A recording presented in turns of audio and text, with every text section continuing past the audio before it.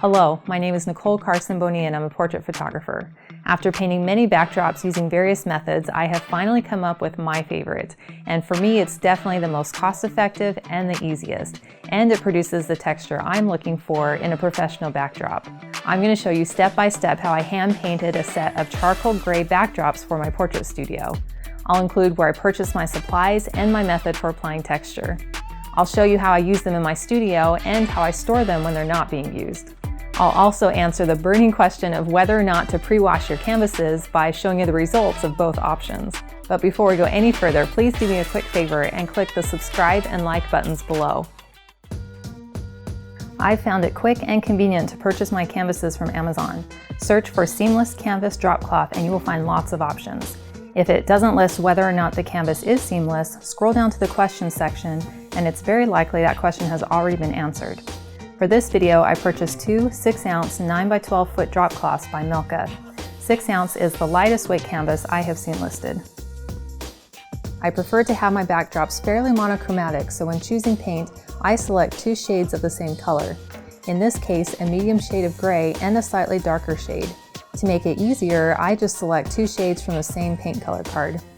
You will need 1 gallon of flat paint of your medium color and 1 quart of flat paint of your darker color for one 9x12 foot canvas. I went to Lowe's and purchased the lowest quality grade of their Valspar branded paint. It is a paint primer mix. Make sure you get the flat or eggshell finish. You want the least amount of shine on your canvas. Here are the paint colors I used. You'll need 1 standard roller for applying your base layer. And you will thank yourself for having a paint roller extender rod so you can do all your painting while standing on your feet.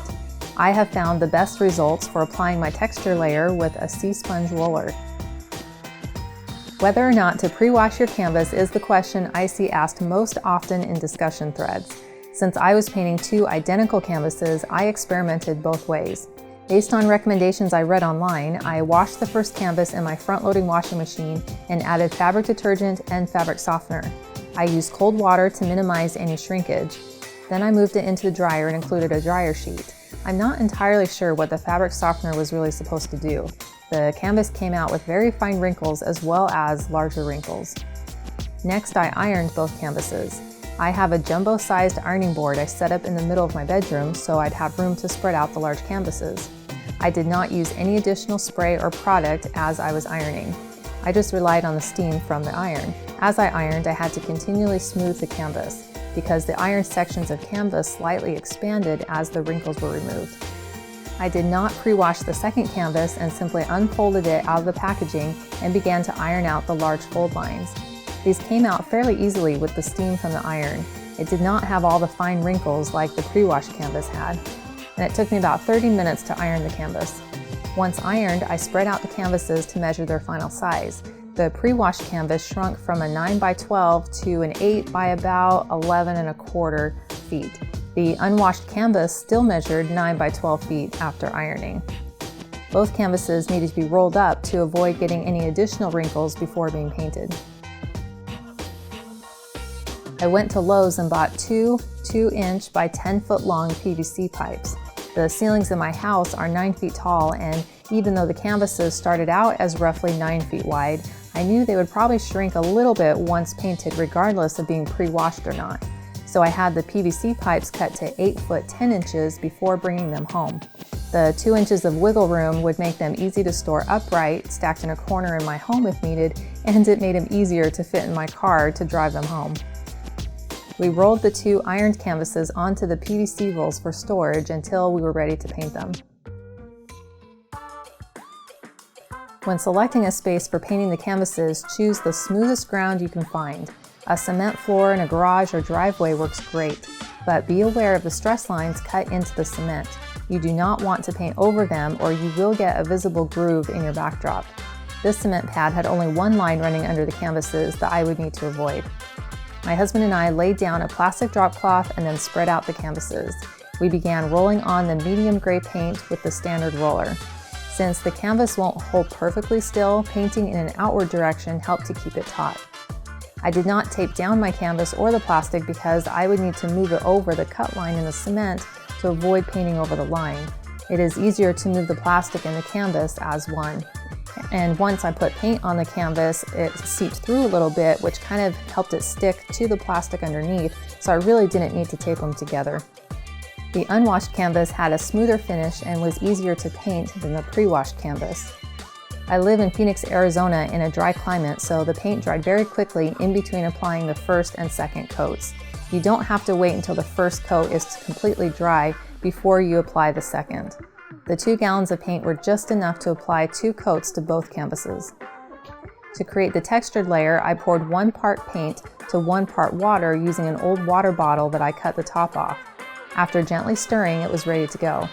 I have found it works best to get the sea sponge roller wet before using and then wring out any excess water. Then I rolled it in the very runny paint mixture, squeezing out as much liquid as possible before starting to paint. Then I gently lowered the brush onto the canvas and immediately started gently rolling it forward and back. I was careful not to apply a lot of pressure to push too much wet paint onto the canvas, which would form little puddles. I continued to roll the brush forward and back and sideways, covering the entire canvas. Again, when doing this step, be very careful not to run over any cut lines in your asphalt underneath the canvas, or it will affect the pattern of your texture layer. You'll need to slide your canvas and plastic around when needed to avoid them. I continued to roll the paint over the entire canvas and then went back over any areas that looked too bare or where I could see a recognizable pattern. The contrast between the medium shade of paint underneath the darker textured layer was stronger when wet. Once dry, the 2 shades blended together, creating a beautifully subtle yet recognizable texture. Once dry, we rolled the canvases individually onto the PVC pipes to transport back home. I hung one of the canvases along its 12-foot edge onto my portable backdrop stand. 4 rods connect together to make the crossbar. But there is a dip created by the weight of the canvas that can create shadows visible in my portraits. So I made this custom crossbar to minimize the amount of dip. I bought 2 6-foot pieces of 1-inch square steel tubing. I also bought a 36-inch length of L-angle steel tubing to use as a strong brace. Then I had a friend drill holes in the 3 pieces for me so I could secure them with 4 screws. I also had him drill 2 holes in the ends of the tubes so they could be attached to my backdrop stands. I painted all 3 pieces with a can of black spray paint meant for metal. I love this bar because it only has about a 1/2 inch of dip across its 12-foot length.